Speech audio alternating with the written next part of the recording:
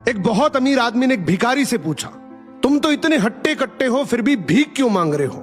भिखारी बोला, साहब मेरे पास महीनों से कोई काम धंधा नहीं है, अगर आप मुझे नौकरी दें तो मैं भीख मांगना छोड़ दूंगा। अमीर बोला, मैं नौकरी तो नहीं दे सकता, लेकिन तुम मेरे बिजनेस पार्टनर बन सकते हो। मेरे पास एक चावल का प्लांट है, तुम चावल बाजार में सप्लाई करो और मुनाफा महीने के अंत में बांटेंगे। भिखारी ने कहा, लेकिन कैसे बांटेंगे? क्या मैं 20% लूंगा और आप 80%? अमीर बोला, मुझे सिर्फ 10% चाहिए, बाकी 90% तुम्हारा होगा, ताकि तुम जल्दी तरक्की कर सको। भिखारी ने जोरों से काम शुरू कर दिया। उम्दा चावल और सस्ते दामों से उसकी बिक्री बहुत बढ़ गई और उसे खूब मुनाफा हुआ। लेकिन जब मुनाफा बांटने का समय आया तो भिखारी ने सोचा, सारी मेहनत तो मैंने की है, तो अब अमीर आदमी को 10% क्यों दूं?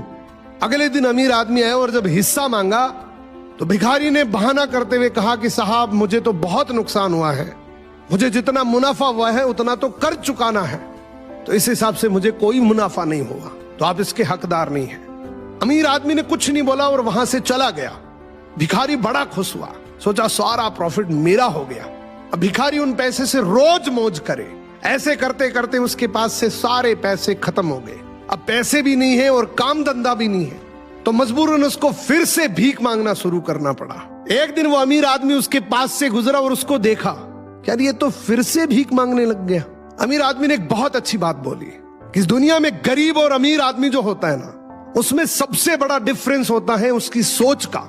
एक रिच माइंडसेट हमेशा ये सोचता है कि मुझे भी प्रॉफिट हो जाए और मेरे साथ जो काम कर रहे हैं उनको भी प्रॉफिट हो जाए, लेकिन एक पुअर माइंडसेट हमेशा ये सोचता है कि जो भी प्रॉफिट हो सिर्फ मुझे ही हो।